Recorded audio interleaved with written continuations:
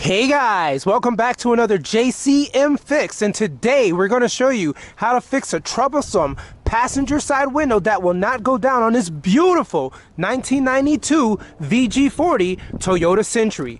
This Toyota Century is one of the most beautiful cars I've ever seen, and I own it.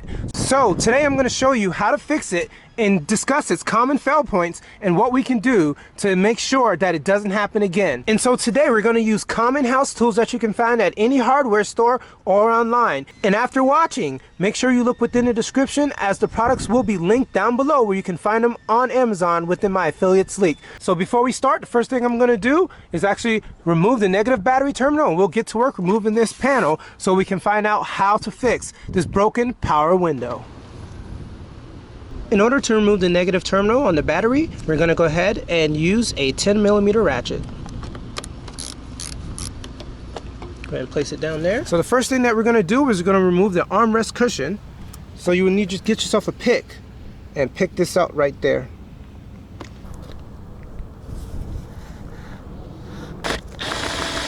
As you can see, it went ahead and removed it, but it's still kind of recessed into that hole.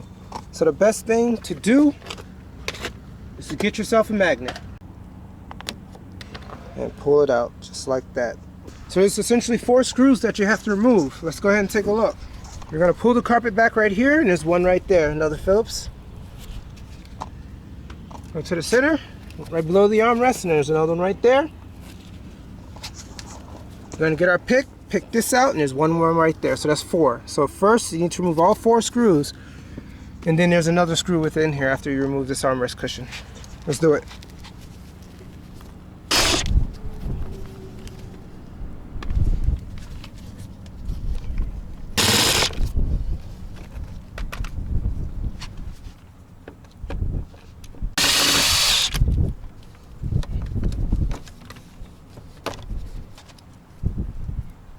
Make sure you keep the washer on it just like this. Alright, to remove this armrest cushion, what you're going to do is you're going to pull this towards you and then lift up from the back. So pull it towards you, lift up. Make sure you don't lose this. Here goes another screw. So once you remove all the screws for the armrest assembly, the next thing you're going to do is you're going to remove the connectors behind this armrest assembly and then remove it all together. Just like that. It's always handy to have one of these picks in order to remove these things if ever they're on too hard. So just go one by one and remove every single one of these connectors. They're very easy to spot, very easy. Gotta use some strength. Removed. Screwdriver helps. Flathead. You should take a picture of this to ensure that you're putting this back in the exact same spot, because these are the same exact connectors. So take a photo. Make sure you know what goes to what. 1, 2, 3. There you go.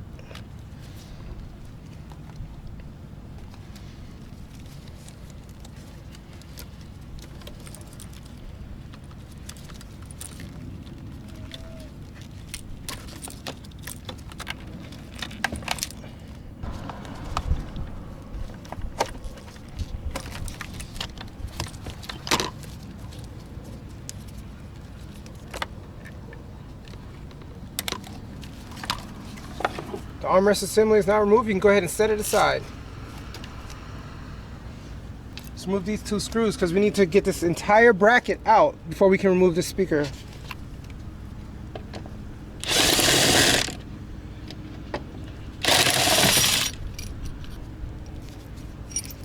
Next up, we need to remove the screw inside of the door handle. Now that all the screws are removed from the exterior portion of this door trim panel, we need to now go ahead and remove the locking mechanism by twisting it counterclockwise. Next up, we have our trim panel door remover. Now we're going to work our way around the edge.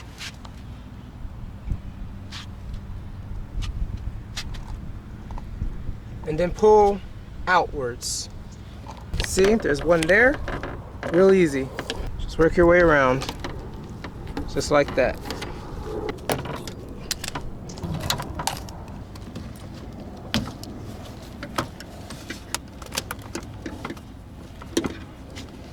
Now we can go ahead and lift up and outwards. Just like that. Make sure when you're placing this back in, it has a certain groove for this to go into. Right here. So next we got to watch out for the tweeter. Tweeter's right here. We got to go ahead and disconnect it. There we go. Now the door trim panel is now removed. This is how it looks. Alright, the first thing we're going to do is look at the power window motor and the window regulator. In order to do that, we need to first go ahead and gently pull back this plastic in order to get to the window regulator. The window regulator and the power window motor are attached as one assembly, but they can be disconnected. So, you can see the screws here, here, here, and there's some back there. That's what we're going to do. We're going to go ahead and remove all of those screws to see what we can do to fix this issue.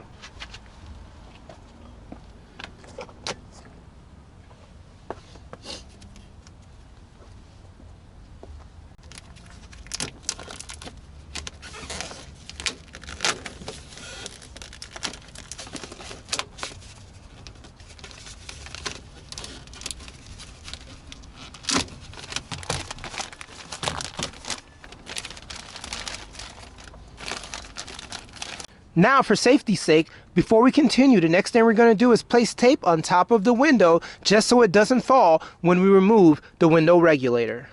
Now it's time to tape the window so that it doesn't fall.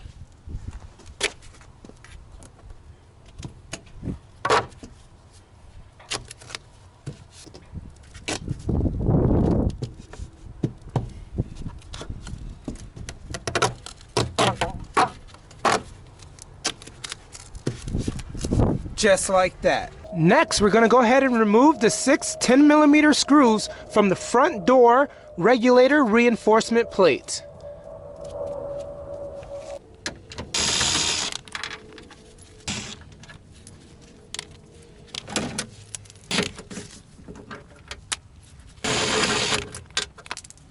Just like that.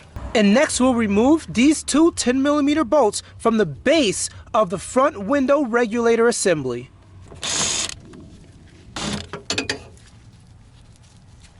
And now it's time to gently let down the window glass in order to remove the 10mm bolts on both ends of the front door window channel.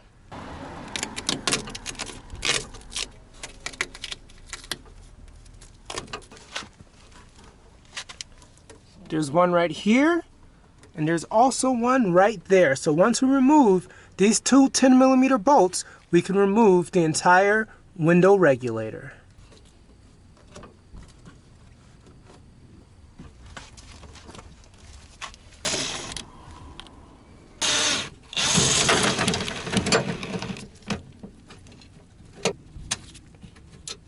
Now the window regulator can be removed.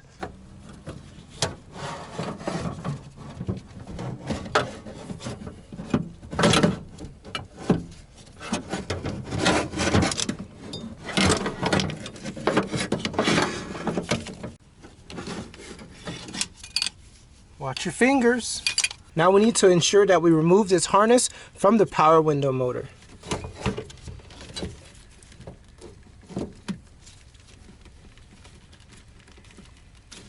Just like that. Now we can completely remove the regulator.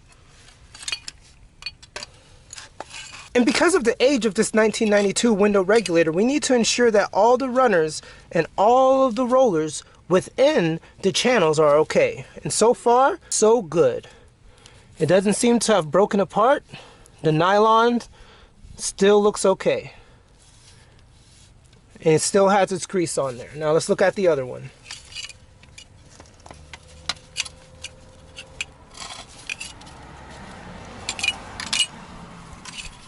Same thing here, the roller seems to be fine.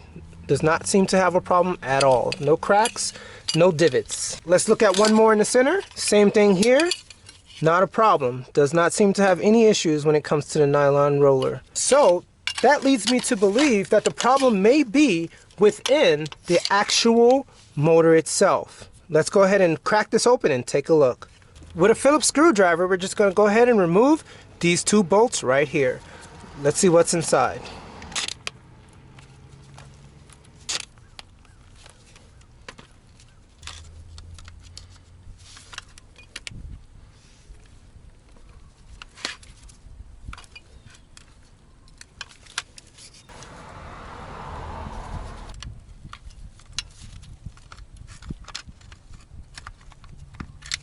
So the best way to remove this in the end is not to pry up, but it's just to kind of go back and forth, left and right, and then you'll see that it kind of opens up easily. Like that. Alright, and there is our culprit. As you can see, there is a grinding gear, the nylon wheel, right in here where it is severely cracked. So because of that crack, it's causing the wheel not to spin. See, essentially was missing a tooth the entire time. Alright, first let's go ahead and remove this locking pin.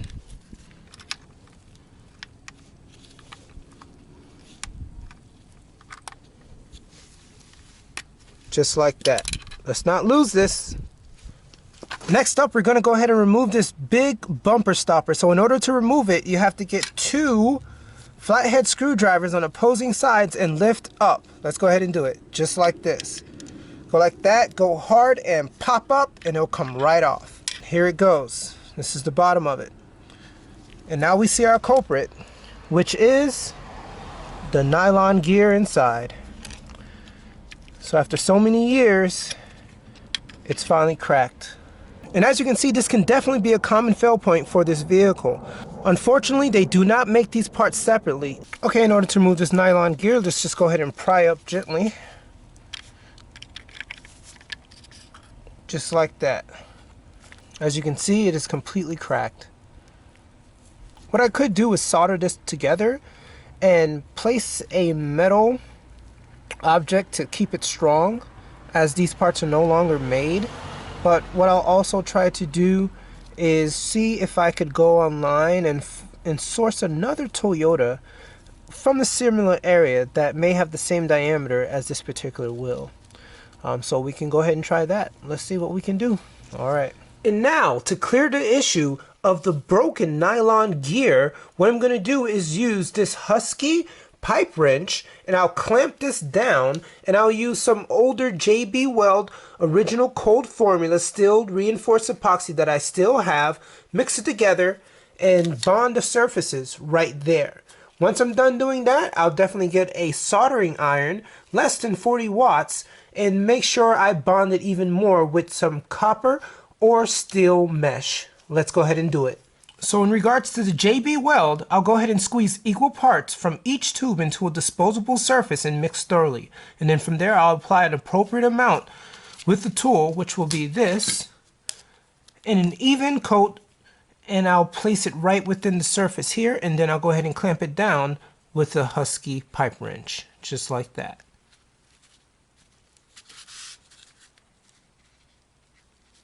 It doesn't need a lot.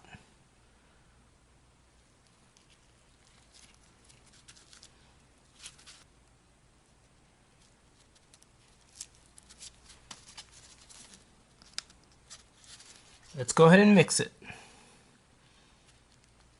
Alright, that should be good enough. Let's go ahead and place the putty right within the crack. Let's do the other side as well.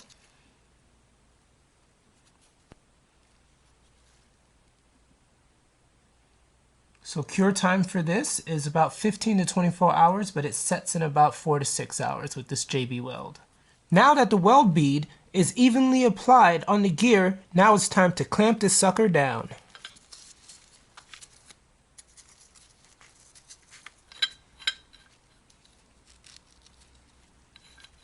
Make sure it sits evenly.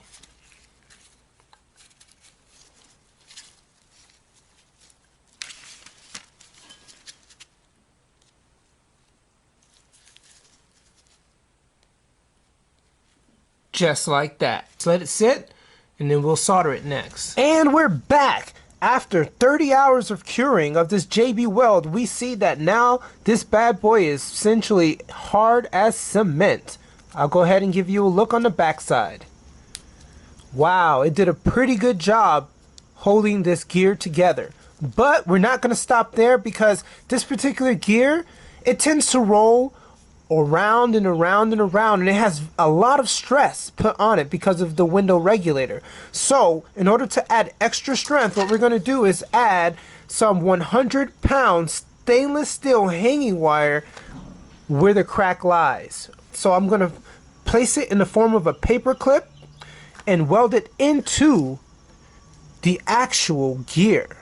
And then from there, I'll fill it up with some ABS plastic, some scraps of this. I'll break this up and mold it into this particular plastic just to make it even stronger. All right, let's go ahead and do it. First up, let's crack this open and make some strips out of it. Wow, that's pretty strong. There we go.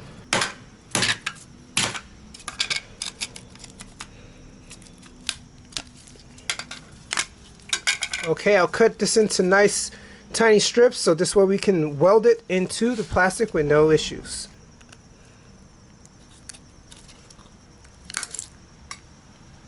This thing is strong.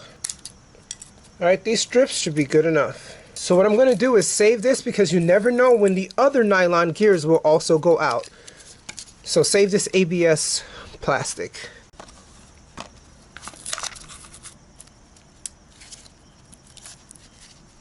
So I'm going to shape it in the form of a paper clip.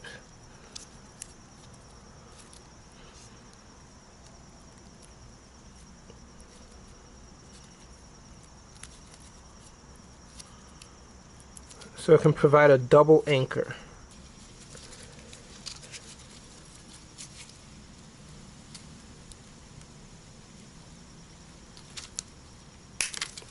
Just like that.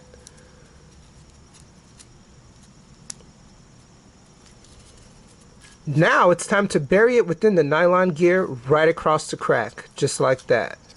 So keep in mind, you don't need anything higher than a 40-watt soldering iron. Alright, this goes up to 900 degrees Fahrenheit. You do not need anything higher than this.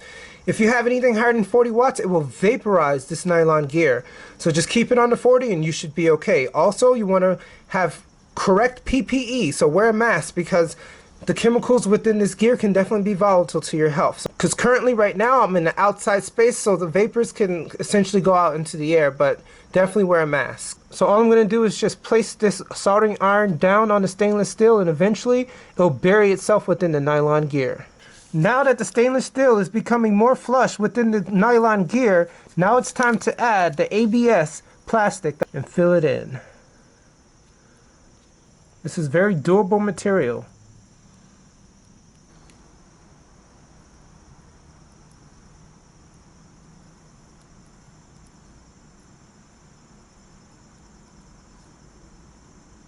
So because the nylon gear is not that thick, we're not going to put any metal on this side.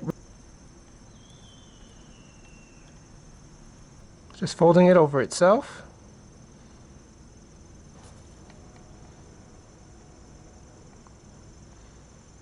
And alright, that's it guys. I did the best I could do with the ABS welding, with the JB Weld epoxy, and with the stainless steel wire that I placed into a paper clip for perfect anchor support.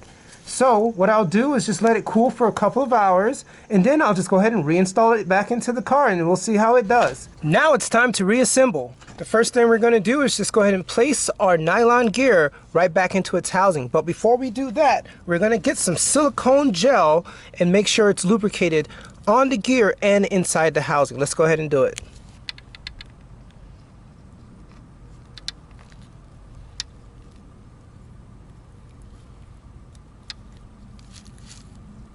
I'm real excited to see if this works, guys, because this is really rock hard right now.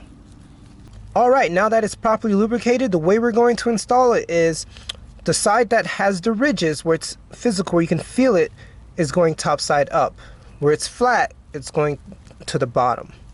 Alright, just going to place it in just like this. And now that we have our nylon gear back into its housing, Now it's time to put this bumper stop right on top of it. Just make sure you place it in firmly so that this portion goes over this level. You have to push it down. With a screwdriver placed behind, it provides some support to have just a little bit of leverage so we can put the locking pin in. So now it's time to install the locking pin. And now after the locking pin is on and secure, it's time to place the cover back on.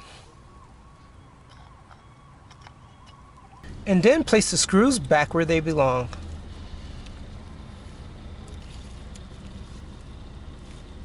And now it's time to reinstall.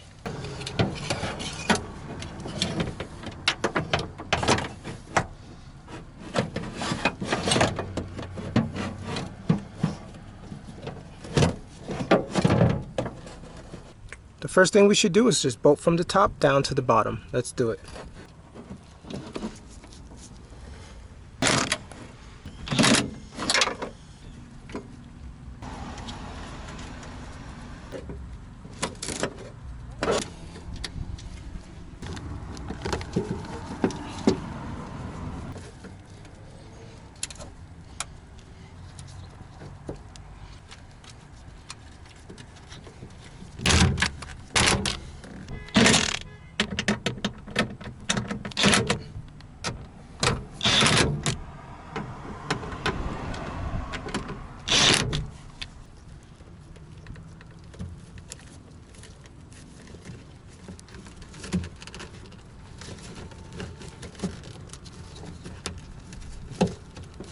And that's it, guys. But before I reassemble everything, what I'm going to do is go ahead and replug the armrest just to see if we can get the window to work. Let's go ahead and do it.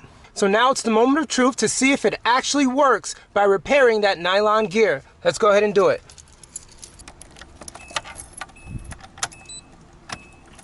All right, here we go. And there we go. Awesome. It works. It sounds great. I definitely made sure I lubed it up with silicone grease, and you can hear how smooth it sounds. Oh my, I'm so excited. I did not have to spend a lot of money, and all I had to do was essentially repair it by soldering the nylon gear. So easy, guys. Let's take a look again.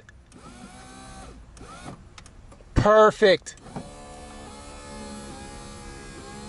Look how smooth that sounds. All right, so what I'm gonna do is just go ahead and patch this back up, and just thank you for watching. If you have any questions, please leave a comment down below. Have a blessed day, guys. And I'm so happy that I actually got it fixed. It took a while. It took me essentially 4 or 5 days because I had to make sure that the nylon gear dried, and it did. So it took some effort, but in the end, it worked out, and I'm happy. I didn't have to spend a cent other than buying a soldering iron and essentially letting them melt together. It's perfect.